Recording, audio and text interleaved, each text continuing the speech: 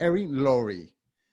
On 2018, I was a new podcaster, and you came over to the show. You gave me that opportunity to talk to me and to my listeners, and we spoke about your first book, Broke Millennial, that since then has been a major bestseller.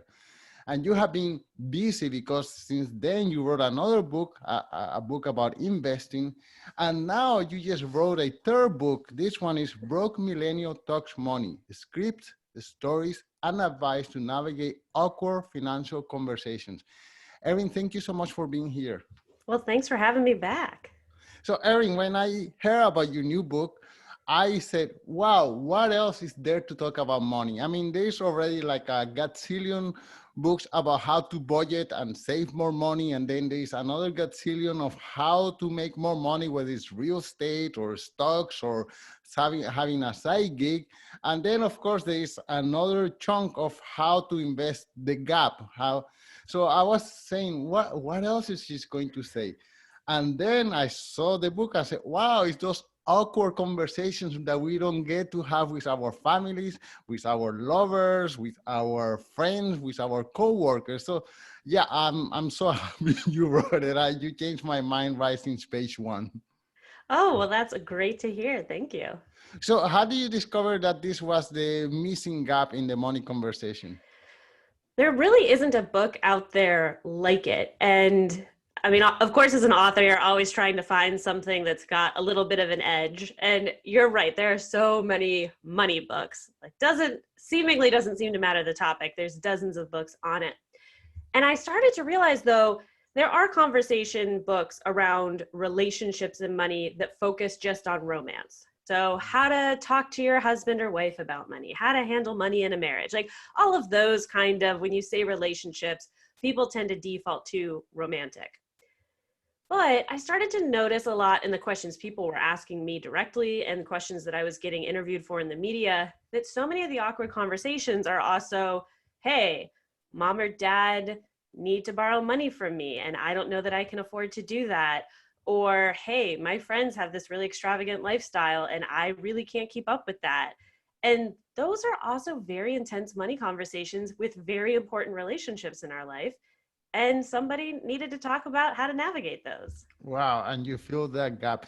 I wonder if we could, because it was such a long time since I last spoke with you, and I have a whole bunch of new listeners. Yay!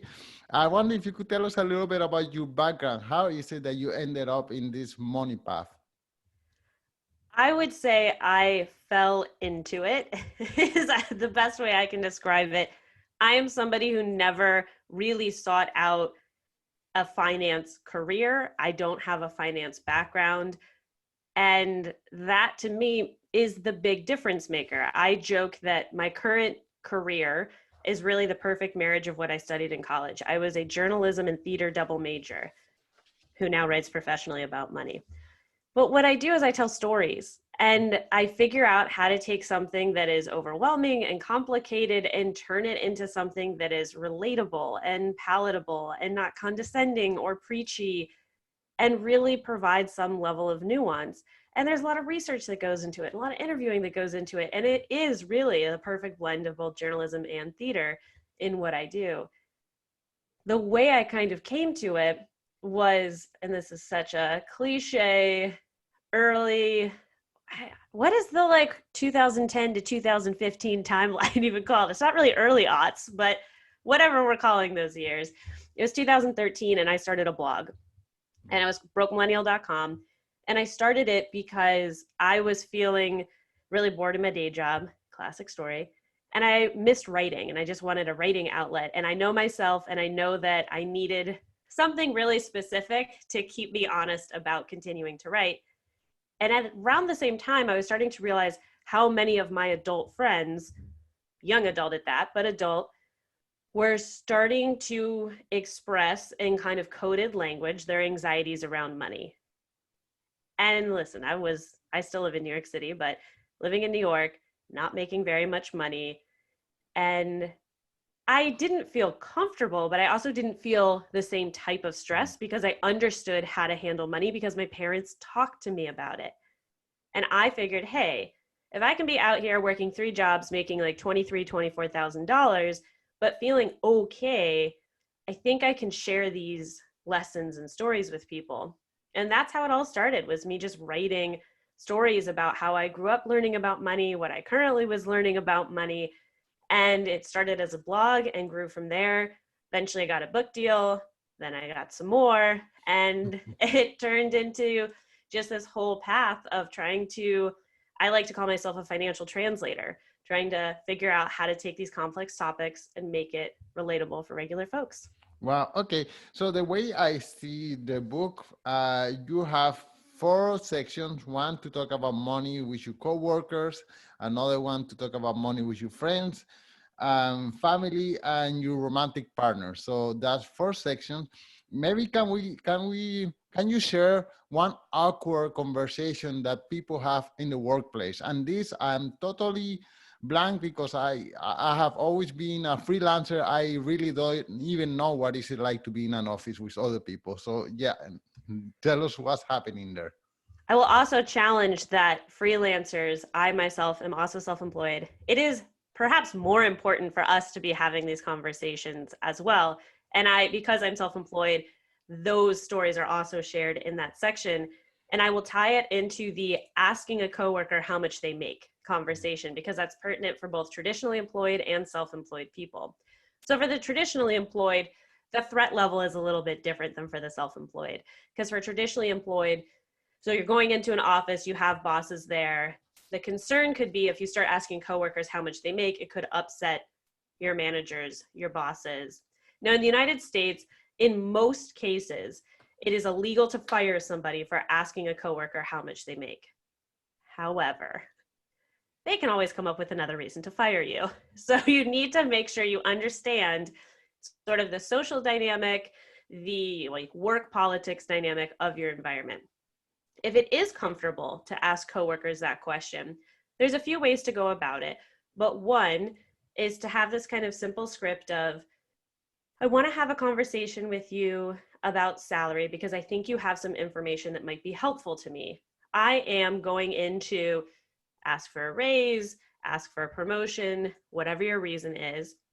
And I was curious if you could tell me your ballpark salary. Or you could say, I was curious if you could tell me, do you make over or under, insert the number here.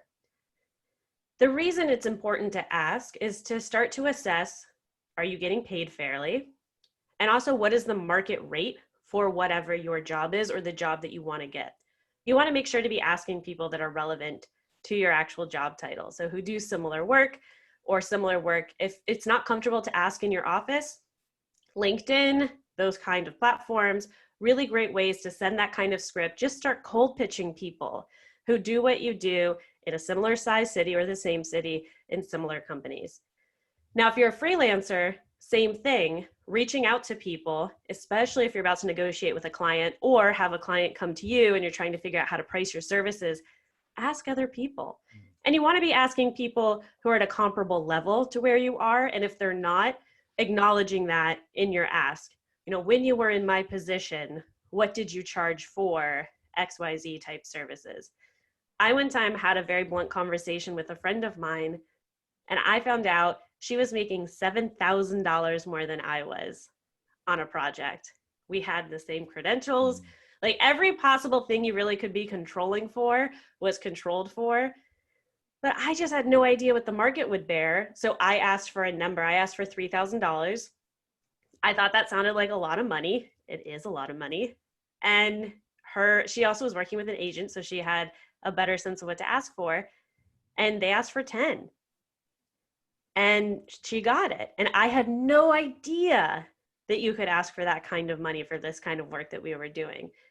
And that's why it's so important, especially for self-employed people and freelancers, to have these kind of conversations, because you don't know if you don't ask. And we don't have a Glassdoor.com or salary.com type data aggregator for us. You really have to get out there and ask folks. Okay, so I have to ask, I mean, statistics shows that men earn more than women.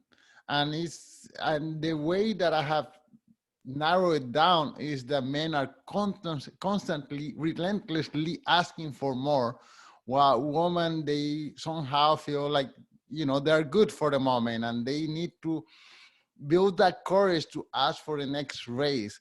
So is that the same studies? Is that the same deductions that you got or similar? It's hard because or gender wage gaps or gender-based wage gaps, there is that working theory that it's men ask and women don't. The problem is, though, also when women ask, it doesn't get perceived socially the same as when men ask. So men ask because, you know, it's the right thing to do and they're being manly and this is how you progress. And obviously these are all stereotypes. And for women, you can be perceived as demanding, you can be perceived as, you know, why aren't you grateful for what you have? It's such a tricky scenario. And if you realize, especially based on talking to people at your office, that you are being underpaid seemingly based on gender, if you've asked a bunch of both men and women about pay and it seems consistent that you as a woman are being underpaid, the other question is, do you want to stay with that company or do you want to jump? And I'm not saying that necessarily your company has been deliberately trying to underpay you, but it can be really hard to negotiate your way to closing a wage gap as opposed to trying to get a new job and using that negotiation to close a wage gap. So just something to consider.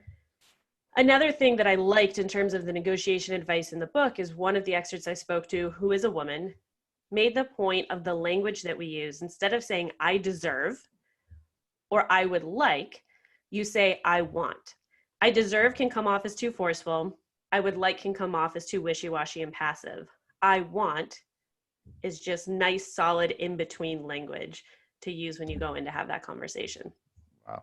I remember I used to have a business. It was a dance school that was pre-COVID. And whenever and my business partner is a woman, we dance together.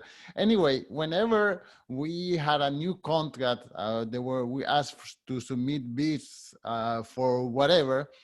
We used to have an argument because I wanted to ask 4 or 5 times what she wanted to ask. And she said, no, we're not going to get the contract. I said, no, they are desperate. They're going to hire us. So I'm just going to put my price tag there. And anyway, so she just relented that position of negotiating contracts to me because oftentimes I got 4 or 5 times what she was willing to ask for. And well, anyway, that was a personal experience that I got. I was saying, who is the client? Was there, how much time do they have to find another person? And then I would just throw my dice and see what happened. And part of it is socialization and cultures as well. And how are we, particularly for women, how are we kind of trained to maybe be more accommodating, be more accepting of certain behaviors? And part of that is we just have to practice. We have to practice negotiating. And for people like you and me who are freelancers, we get a lot more experience with negotiating than many traditionally employed people outside of, I don't know, a lawyer. But for a lot of folks, they're maybe negotiating at work once a year when they ask for a raise. So part of this too is getting practice in more of day-to-day life. Going into, and this is kind of a silly option, but you know, there's the classic cell phone provider, cable provider, all of that, but face-to-face makes a big difference. And usually when you're asking for a raise, you are face-to-face with somebody. So going into, let's say, a coffee shop, closing hours, end of the day, go in, order your coffee, and then also say, could I also get a pastry for 50% off? Just see what they say. They might say no. And if it's not comfortable to go to like your place that you always go someplace else. But let me tell you, they're about to throw out, I worked at Starbucks. They throw out a lot of those pastries at the end of the day. So going in and asking for a discount on something that's about to get tossed, just give it a shot, see what happens. Wow. And then it also is a good practice for making the ask and also practicing letting things hang in silence. With negotiating especially, we are so uncomfortable, men and women, we are so uncomfortable with silence. And silence is golden in negotiation. Make your ask, let it hang. Don't talk yourself back. Don't talk yourself down. Try to wait for like 5 solid seconds and start practicing that in real life. Make an ask and then shh. And just try that so that when you get in the room for the real negotiation, you've had some tangible experiences. I'm going to get together with my friends and I'm going to make that a dare. Let's see which one, myself included. I have never done that. So just by you saying it, it sounds so frightening. So, so it I sounds have like, done it. I okay. have gone into coffee shops and done that too. And you'll be surprised. And sometimes I just be like, no, that's not something I can do. And that's fine. Just like, okay, great, thanks. Thought I'd ask. You know, it's fine. Okay, okay. My friends and I will try it. I'm gonna initiate that challenge. Okay, so let's talk about friends and money. Um, I don't know if okay, can you tell us one common scenario? Maybe I'll throw in one of my lifetime. One of the most cited, not just by me, but in general, when we talk about money, is that classic splitting a bill Hmm. situation. Usually at dinners, often at things like birthdays or other celebratory events where, you know, you go in, you order a side salad and a water, everybody else at the table gets an appetizer, an entree, and alcohol. And at the end of the night, they want to split the dinner bill evenly. This is such a common pain point for so many people at some point in their life. Even if you like have comfort in your financial life, it can be more of a I don't personally value spending $65 on this kind of food, so I don't want to do this.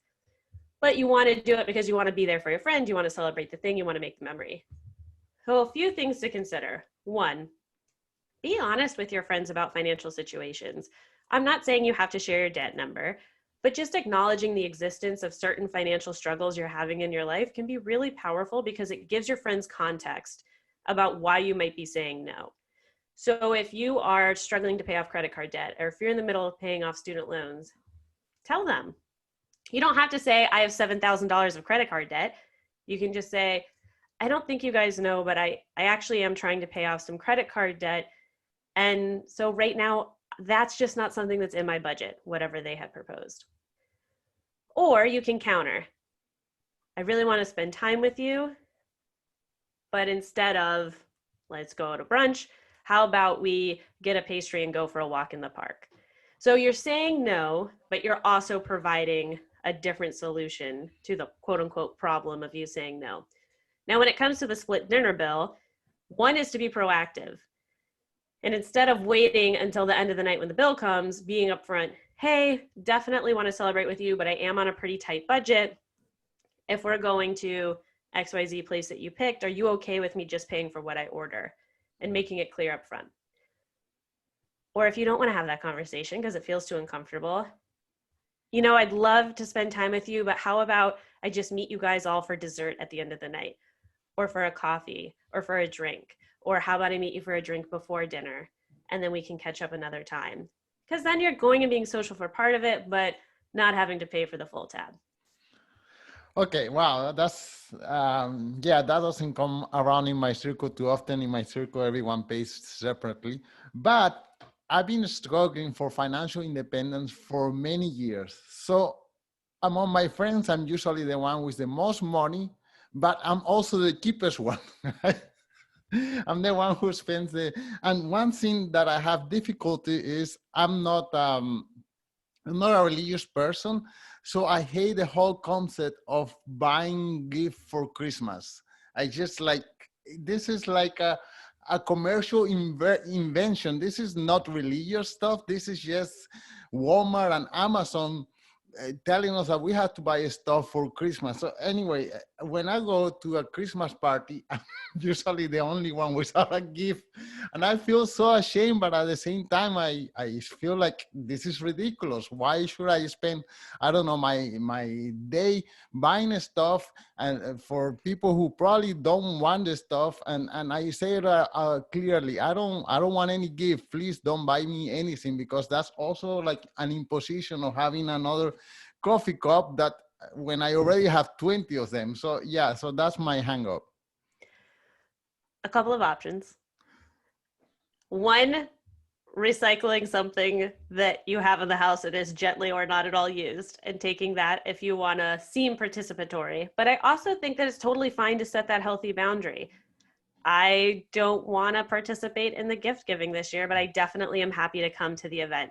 The danger, though, becomes and not putting your value system onto them and coming off sounding judgmental. Because so many of us have this happen in a lot of ways that we interact with both friends and family, where it's, I don't value that thing, so I don't want to pay for that thing, which is a perfectly valid way to feel. But if you communicate it that way, it comes off like, and why the heck do you value that thing? So you do have to be careful about it, because I am on the opposite end of the spectrum from you. Gift giving is my love language. I love giving gifts, and not specifically for Christmas. Like if I find something that I feel is perfect for somebody, ooh, I got to get it. Like it's one of the ways that I show affection. Right. And so you would be my worst nightmare in this scenario, that I would spend so much time finding like the perfect gift for you. But for me, it has nothing to do with needing to receive one back. And it has everything to do with wanting to give a gift. And that's an important thing to communicate in a friendship dynamic though, too, is that I have to respect how you feel, and that my giving you a gift feels like an imposition to you and feels painful. And how do we communicate through that conversation? And maybe it's that we would plan to do a thing together and create a memory in that way, as opposed to doing like a physical, tangible gift. Wow. Okay, so last question. What is one topic of conversation or one hang up that comes up in romantic partnerships? Just one? Whew, that's tough. Well, I mean, I know there's a whole book about it. You know, there are a lot of the classics of like, how do we handle money in a marriage, and like all of those kind of things. But what I actually would want to push on a bit is the way people fight about money. And I say it because so often we all have our own emotional relationship with money. This is just a fact. It is a relationship that we might not recognize yet or be actualized about yet, but we have an emotional relationship when it comes to our finances. Most of that was passed down from our parents or whoever raised us. There's a lot of, deep-rooted family reasons we feel the way we feel. You need to know your partner's emotional relationship with money. That needs to be a conversation that the two of you have. You need to share this with each other, because that way you can have a little bit more compassion, empathy, and understanding when certain behaviors make your partner either uncomfortable, possibly make tempers flare at certain points. That way you can kind of communicate through in a different way. But the other thing I love is come back to your financial goals. If you're in conflict about something with money, refocus on the goal that you set together and figure out, how does this conflict relate to the goal? Are you getting upset with each other because one of you wants something now, like wants to make a purchase, and the other one feels like, well, we agreed to do this, and if we make this purchase, it's going to delay the timeline for the thing that we agreed on? And if that's the case, can you readjust? Is there a way to make sure both parties are happy? Or is there a compromise? And one of the great pieces of advice about fighting that was given in the book is that we so often talk in relationships about compromise, compromise, compromise. You have to reach a middle ground. You have to compromise. Sure, but sometimes someone can take the W. You don't always have to reach a middle ground. If you want to buy a couch and one person wants to spend $1,000 and one person wants to spend $3,000, it doesn't mean that you can only spend $2,000. Maybe you just pick a team and the person who wants to spend $3 gets to spend that, or the person who wants to spend $1 gets to spend that. And have a conversation too about how it impacts the whole, how it impacts the other financial goals that you've set for yourself. Okay, so just one, wow. I have a friend, my best friend actually, who thinks rich people are evil. They are cheating their way into richness. They are not paying their taxes. They are stealing money from old ladies and whatever. So whenever I say, wow, this guy, Elon Musk, just sent a rocket to Mars and he makes another $1 billion this month, my friend goes crazy. Oh, he's probably stealing it from the government or something.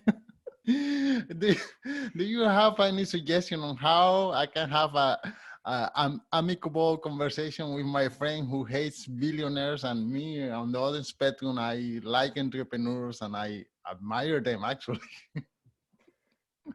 I remember having a conversation, funnily enough, at a bachelorette party of all places, where a girl made a comment like that. I don't remember how it came up, but she goes, I hate rich people. And I was like, ooh, tell me more. Like, I just wanted to know all the things. So instead of getting combative about it, my questions would be why? What is it about rich people? What makes you feel that they're stealing? What makes you feel that it's unethical for somebody to be a billionaire? And making sure that the conversation, you shouldn't be asking, trying to like pull out counter arguments and kind of morphing this like, counter argument in your head. Truly just trying to get to the root of why this person feels this way. Again, entitled to feel that way. We don't all have to have the same like financial and social and political opinions on things. But also good for you. Like it is good to have a diversity of friends and to make sure that people aren't just an echo chamber of our own beliefs. So it's good that the two of you are best friends and can fundamentally kind of challenge what each other thinks about things. So maybe next time it comes up or you bring it up yourself, sitting down and why do you feel this way? What makes you feel, that way about rich people? I would be curious, what's the max? What's the max that you think somebody like ethically can have? And then hopefully it's reciprocal. They can ask you, well, why don't you feel that it's unethical? What makes you feel that somebody should have $40 billion while other people can't even put food on the table? Wow. And hopefully it can also make both of you kind of challenge a little bit about what you think and feel. Not saying that either of you should change your mind, but it's always good to be challenged. Wow. Okay, Erin, I wonder if you could reach back behind you and grab that book that you have there and show it to the audience and tell us the name of the book and where can people follow you as well? So this is my third book, Broke Millennial Talks Money, Scripts, Stories, and Advice to Navigate Awkward Financial Conversations, available wherever books are sold. I do make an impassioned plea to support your local booksellers, though. And you can find me on Instagram. That is where I'm most active, at Broke Millennial blog, on Twitter at Broke Millennial, and the website is brokemillennial.com. Erin, thank you so much for your time. Thanks for having me. It was always fun and pleasure to be here.